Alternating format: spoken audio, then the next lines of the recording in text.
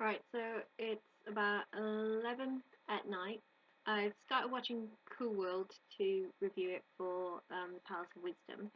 I'm about 40 minutes in, and I've paused it because I'm getting quite tired and a little bit confused and slightly annoyed. Um, so the opening was fair enough. It was a bit of a shock. Quite a big accident. He's in is in 1945, so a bit of context on time. And then Brad Pitt's character got whisked away to the cool world, and then a random guy started talking to him about crossing over, and then that was that.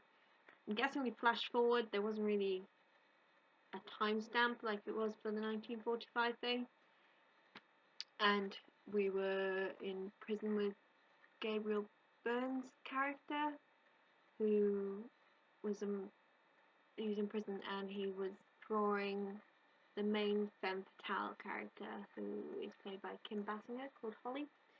Um, did a little bit of research, and this film came out in 1992, about 4 years after Who filmed Roger Rabbit, which is one of the best blends of live action and cartoon films. Especially, it was the year I was born. It's absolutely amazing, and it had one of the best cartoon femme fatales, in my opinion. I kind of dyed my hair since I was little because of her, and I got a few outfits because of Jessica Rabbit. Absolutely stunning. Kathleen Turner, I think it's Kathleen Turner, don't quote me on that. Absolutely fantastic in that role.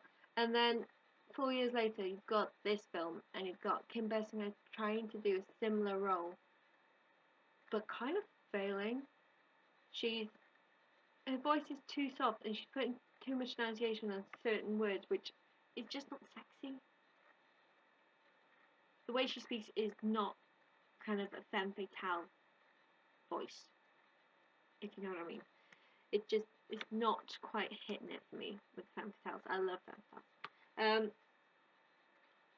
The animation is pretty good, and I like the scenes where the live action characters like Brad Pitt and Gabriel Byrne come into the cool world.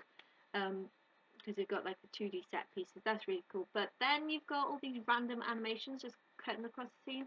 One of the major scenes where you first properly meet Holly. Oh, there's another scene I didn't mention. With Holly and Brad Pitt, where he's questioning her about Gail Bird's character turning up. Um, it's meant to be a whole sexy boudoir scene, and she's meant to be uber sexy and trying to seduce him a bit. Um, but every now and again, these random animations just kind of turn up on the front and just start whooping and running across with no actual context. And there's like kind of shadow characters that just come through the screen. And it's just like, what the hell is going on? Why are you doing that? Are you just putting it in for the sake of it?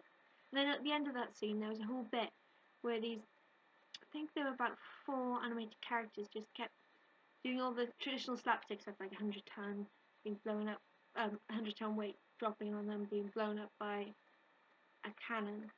But for too long, like filler. It's an hour and 41-minute film, so it doesn't really need filler, especially for 1992. That was a long film for 1992.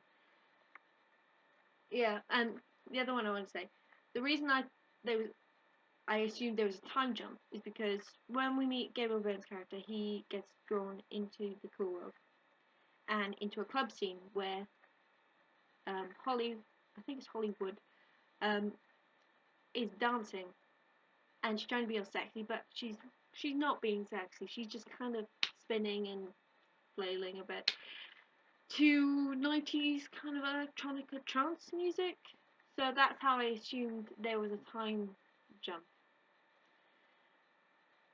And then we saw Gabriel Byrne's character getting out of prison, and it's quite apparent that it was 1990s America. But again, that wasn't particularly femme fatale. That wasn't very sexy. It was just kind of her dancing about, and then in a really soft voice saying Jack, and it just didn't work for me. It was just a bit weird. Um, so like I said, I'm 40 minutes in. It's 11 o'clock. I've recorded this now so I can remember where I was, what I was thinking at the time, and if I fall asleep, because there's another hour to go. And everyone has told me that the first bit is really good. The story's really good. The story's not too bad. I'm kind of getting it. I know that Holly wants to go into the real world because she's envious of all the Hollywood starlets like Marilyn Monroe, and they have real lives and they can have sex and eat stuff. That's what I'm getting. But yeah, apparently the last bit is meant to go really weird. So I'm gonna start watching it. I may fall asleep. I may get confused. I don't know what's happening yet. So I do have work in the morning. Yeah. So we'll see how it goes. I might post this. I don't know. Yeah. Right. So you're at 14 minutes. Car chase is happening. Brad Pitt's going after them. Okay? Remember?